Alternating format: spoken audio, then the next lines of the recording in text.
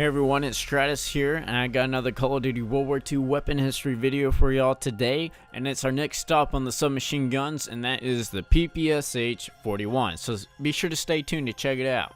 So the PPSH 41 is known as the Shpagin machine pistol, and it is a Soviet submachine gun designed by Gregory Shpagin, so I guess that's where it gets Shpagin machine pistol, and it was cheap, reliable, and a simplified alternative to the PPD-40. So common nicknames are the PPSH from its three-letter prefix, and PPSH meaning daddy. Wow. Okay, so the Russians were calling this gun daddy, like, come on boy, come say hello to my daddy, man.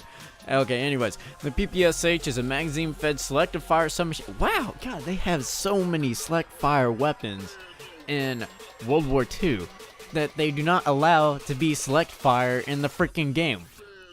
Whatever. Anyways, the PPSH is a magazine-fed select fire submachine gun using open bolt blowback action. It's made largely of stamped steel, and it can be loaded with either a box or drum magazine and fires the 7.62 by 25mm Tokarev pistol round. The PPSH saw extensive combat use during World War II and the Korean War. It is one of the major infantry weapons of the Soviet armed forces during World War II. Around 6 million PPSH-41s were manufactured. Wow. The size of the Soviet army is just ridiculous.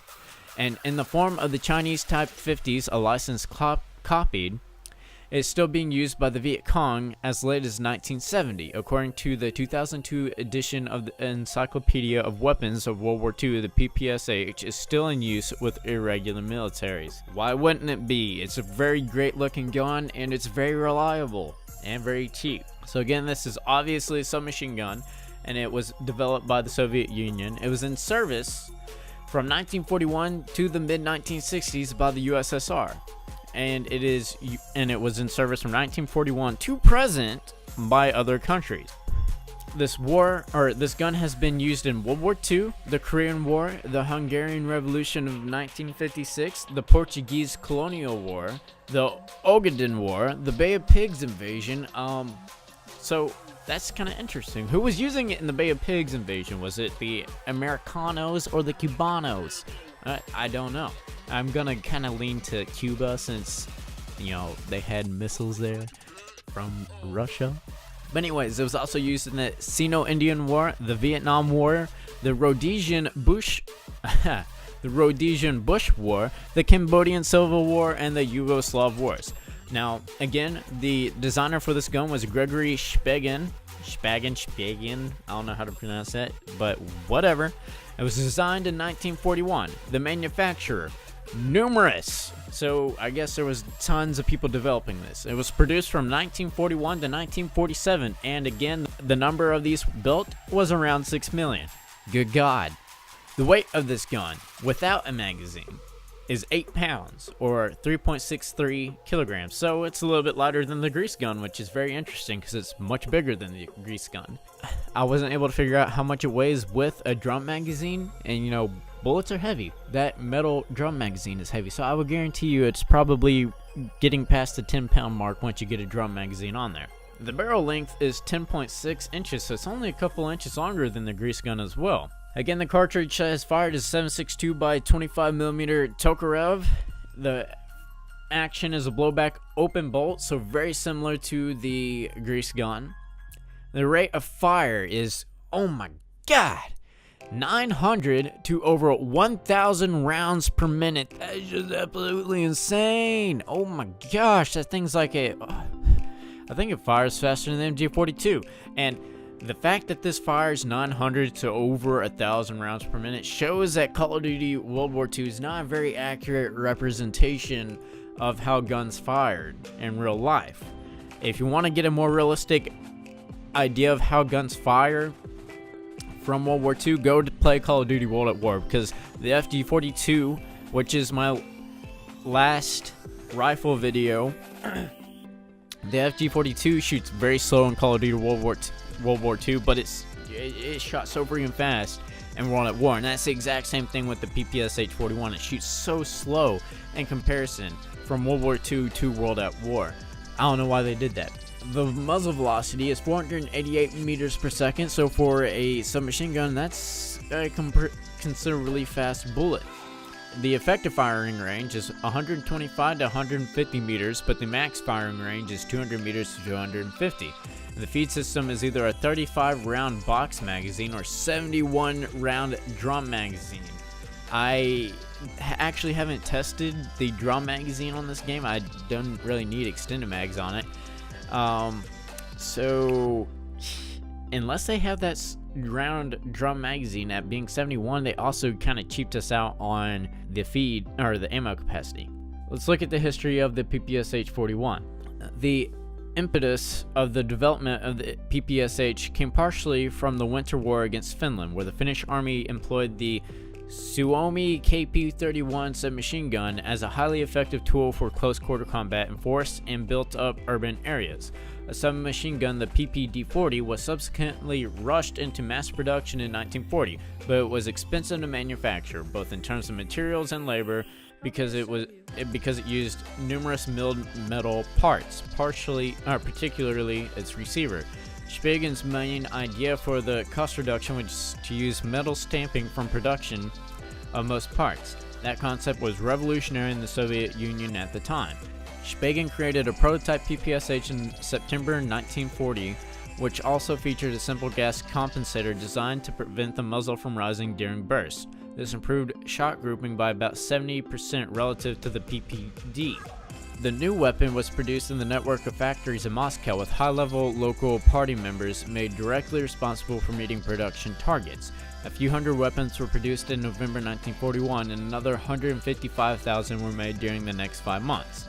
By spring 1942, the PPSH factories were producing roughly 3,000 units a day. Soviet production figures for 1942 indicate that almost 1.5 million units were produced. The PPSH-41 is a classic example of a design adapted for mass production. Other examples of such wartime design are the M3 submachine gun, also known as the grease gun, the MP40, the PPS submachine gun, and the Sten. Its parts, excluding the barrel, could be produced by a relatively unskilled workforce with simple equipment available in an auto repair garage or tin shop, freeing more skilled workers for other tasks.